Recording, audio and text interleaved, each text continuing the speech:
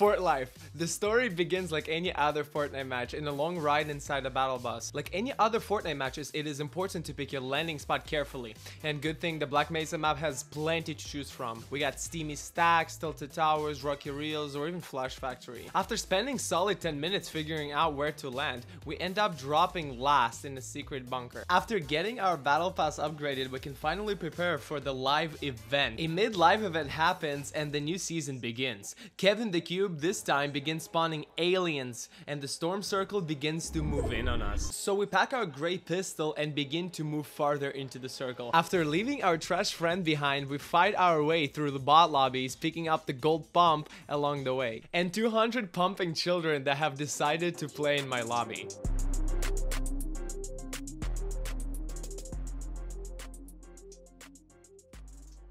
Now that our skill rating is high enough, the game finally decides to match us with actual players and not brain-dead animals that we have been going up against. We begin battling through sweat lobbies, and after we meet up with another one of our teammates who obviously decided to land entirely somewhere else on the map, to the point we have completely forgotten about his existence, he then informs us about another live event happening, and being a complete Fortnite degenerate, we tell him that we cannot miss it and get on our way. Finding the quad crusher and using it to cross the entire map with hopes that we can make it in time for the event. Sometime after, we meet up with our first boss fight that once again was probably crossed over from Save the World. After defeating the three-headed dildo, we notice a big lack of players, but nothing new with how Fortnite has been lately. And as we do some impossible parkour maps, we meet Smasher from Save the World. Weird, I thought we were playing Battle Royale. But we gladly accept the challenge with hopes that it will grant us the legendary weapons that we will definitely need for the final circle. As we are progressing, we definitely try to complete all of our battle pass challenges along the way. We defeat the brute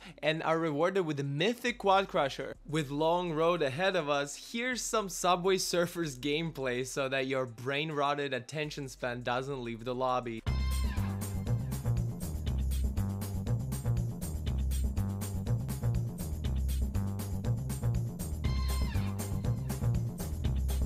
As our ride comes to the end, we start to see the glimpse of the event our teammate was talking about, a giant rocket. And because we're toxic pieces of shit, we kill every other player that was trying to watch the event. The event ended up being f***ing trash, and we literally have seen this event so many times in previous seasons. Just lazy. At least they updated the vehicles. This one is much faster and will get us to final circle in no time.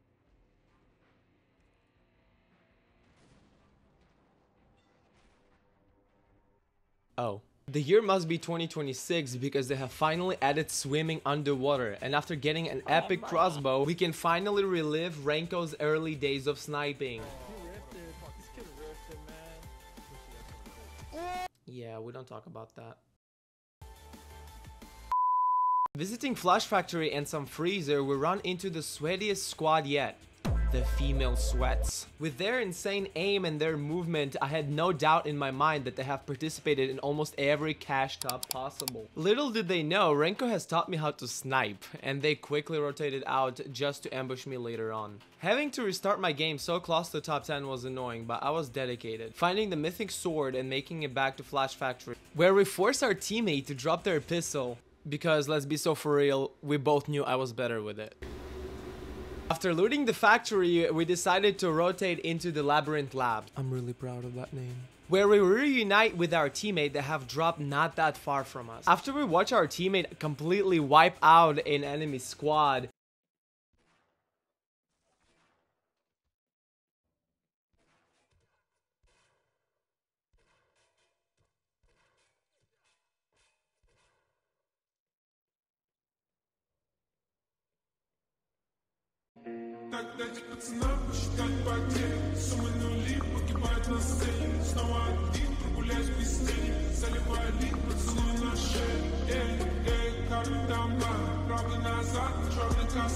he unfortunately gets knocked, with me having no intention of rezzing his dumbass.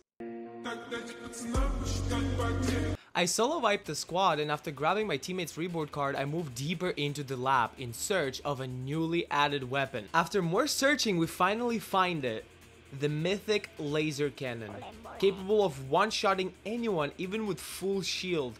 just like the heavy sniper back in the day. After carrying our random teammates, they decide to go AFK mid-match, and we proceed without them. And I must have missed an important update, because imagine my reaction when I see other players using helicopters that I thought we were bolted long time ago. Remembering how busted they were, I decided not to pick this fight and rotate somewhere safer in the circle. I don't know about safer, but we're just going to hope there's still glider redeploys in the game.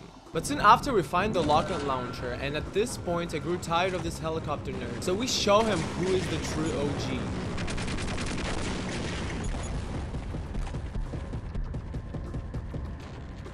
After moving through some pipes, we find out that tanks are also back into the game. And I'm proud to announce that the tank was met with the same exact fate as his helicopter buddy. After a non-stop battle, we decided to take a break from Battle Royale and play someone's shitty creative map.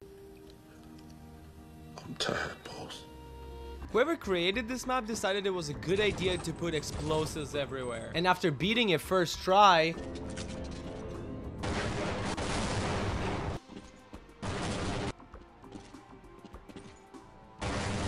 we go back to playing Battle Royale. As the game comes closer to an end, this would mean that everyone is moving farther into the circle. As multiple teams are moving in, multiple big fights break out. By double partying, we strike when the last team is low on health, and finally we make it into the top 25. My heart was beating, and after taking out a couple more sweats, we finally meet up with our team that is back from AFK and bush camped all the way to the final circle. This is where they finally admit that I'm so much better than them, and they decide to give me all their best loot and went back to camping. Of course. At that point, I was geared up to the teeth. With my newly acquired mythic weapon, I easily wiped out the rest of the squads all the way till the top 3 situation. With the circle being the smallest it has ever been and my blood pressure being as high as the tallest building in Tilted Towers, I could already taste the victory royale when suddenly the chapter has came to the end and the final event has started. With the new chapter comes the new map. I wasn't really a fan of it. I always liked the OG map better, but after exploring the new POIs, I came across the new boss.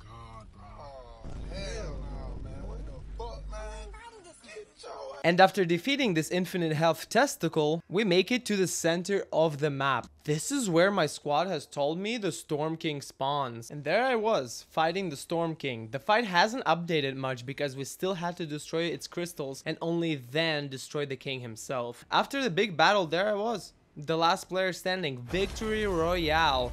Apparently we did such a great job that we had to be congratulated by an Epic Games employee himself. He offered me a whole lot of Yappuccino, so unfortunately I was unable to understand what he wanted. There's not marked on... What? Who wrote this shit? Fortnite. Our match begins like any other Fortnite match in a long ride inside the battle bus. Like any other Fortnite matches, it is important to pick your landing spot carefully.